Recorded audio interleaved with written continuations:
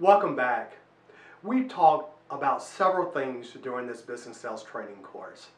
We talked about self-confidence, self-discipline, emotional intelligence, motivation. We talked about your brand value. We talked about customer service. And all of these things are important in terms of building a foundation towards your success. But we're going to shift gears. We're going to shift it into the 12th gear, if you will. This is called activity equals results. Say that with me, please. Activity equals results. Most companies that I've ever worked for while in corporate America, they knew in advance how many phone calls I needed to make, how many doors I needed to knock on.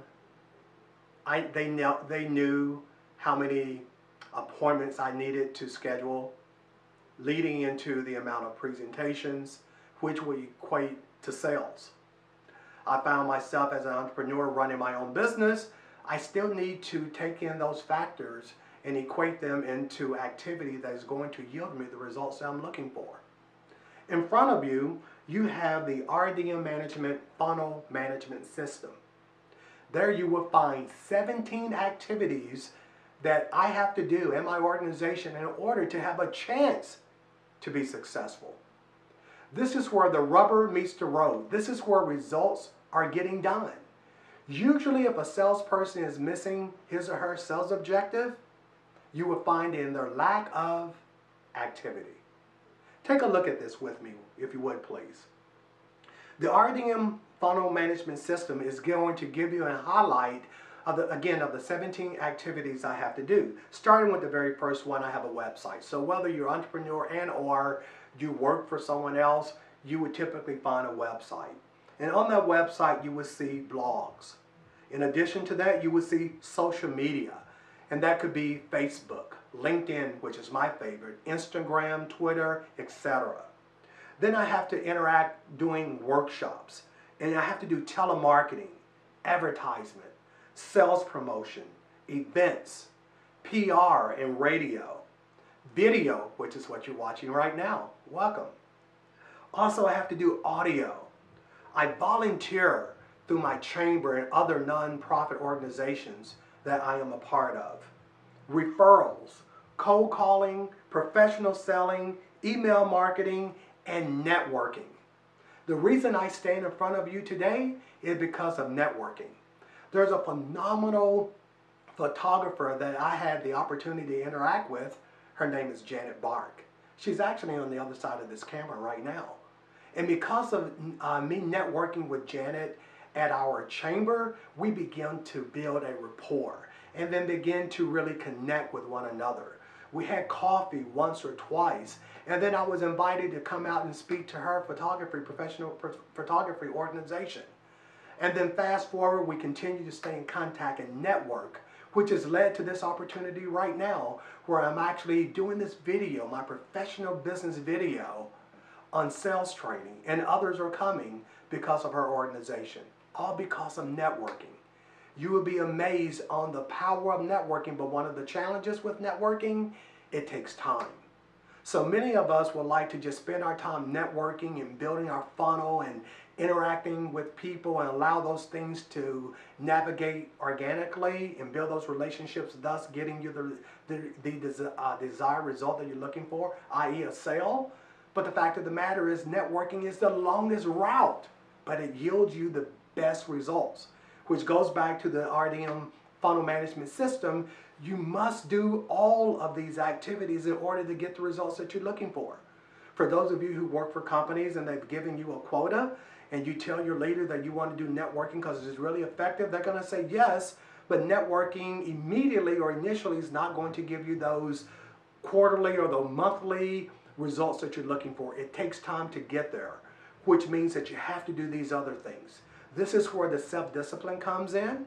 So I would encourage you to carve out your day, carve out your week, carve out your month, and include these levels of activities every single day. Every single day. This is how you meet and exceed your objective. I was training a sales team recently, and I shared with them as I will share with you. Failing to meet your sales objective is lack of planning and execution. It's usually lack of activity. You can blame it on anything.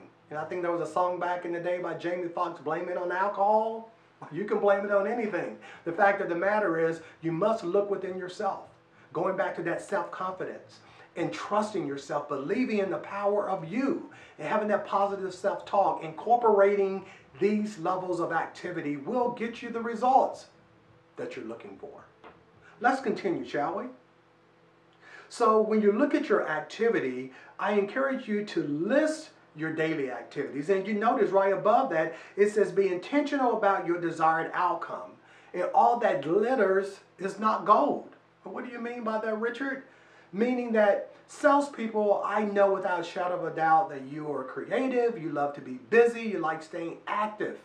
But sometimes we have to do a self-evaluation to make sure that the things that I am chasing is going to help me grow my business. Sometimes we get caught up in busy work that is yielding zero results. You got to be very careful. You have to be able to discipline yourself and chase those things that's going to help you accomplish your goals. You have to be selfish from that perspective.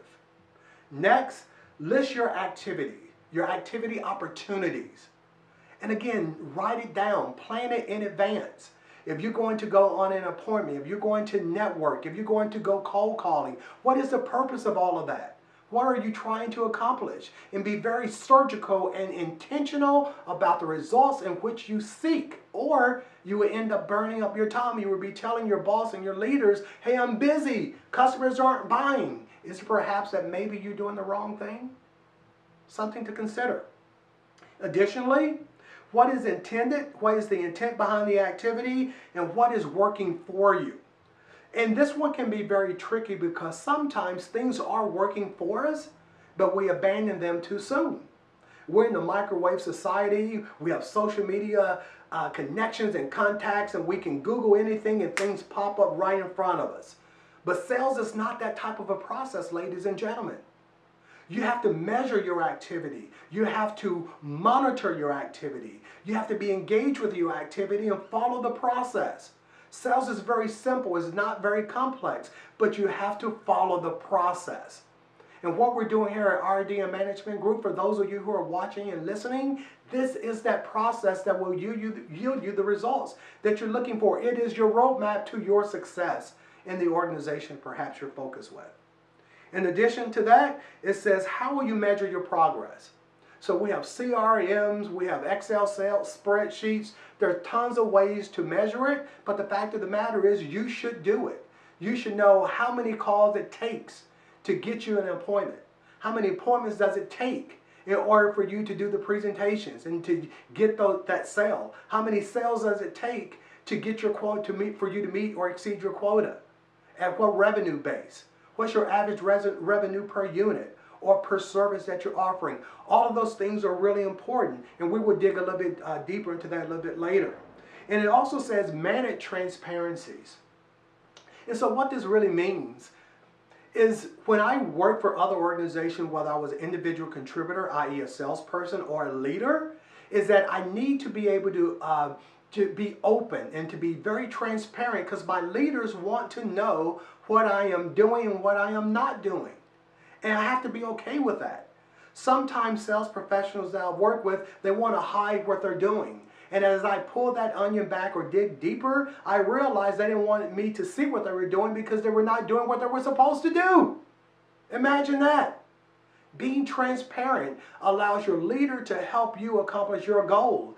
If he or she are your sales manager, sales director, general manager, vice president, CEO, whatever the case may be, chances are they might know more than you about the business in which they're in.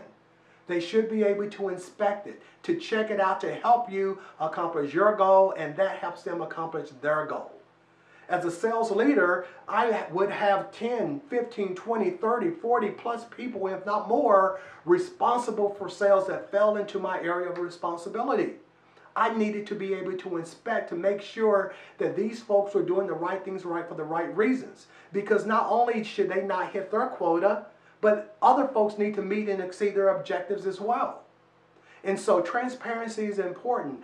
That way leaders and organizations can duplicate the success and omit the failures and things that are not working. The next thing that we're going to talk about is networking, the power of networking. Now briefly, you just heard from me the story that I shared about Janet Bark. So I would also like to share with you there is power in networking. So the next couple of pages, I would like for you to take a glance at these images that you see in front of you and begin to share or uncover the story. And the story that you're looking to uncover is, think about the last opportunity that you've won, the last deal that you closed, the last customers that you won. How did you win that business? And draw it out in this particular graph. And the reason I'm encouraging you to do that is sometimes your success to your future is right in front of you, as part of your past. My point is, I don't want to reinvent the wheel all the time. If there's something that I'm doing right, I want to continue to do that over and over again so it can yield the results that I'm looking for. But sometimes as business sales professionals, we sell this one and we sell that customer, not often looking back on how do we win that opportunity. And so when you go through this exercise, ideally is going to give you a pattern for your success. And that's what we want you to do. So could you please take a moment, reflect on your last 2 or 3 opportunities, work through this particular exercise, and uncover the secrets to your success. Thank you.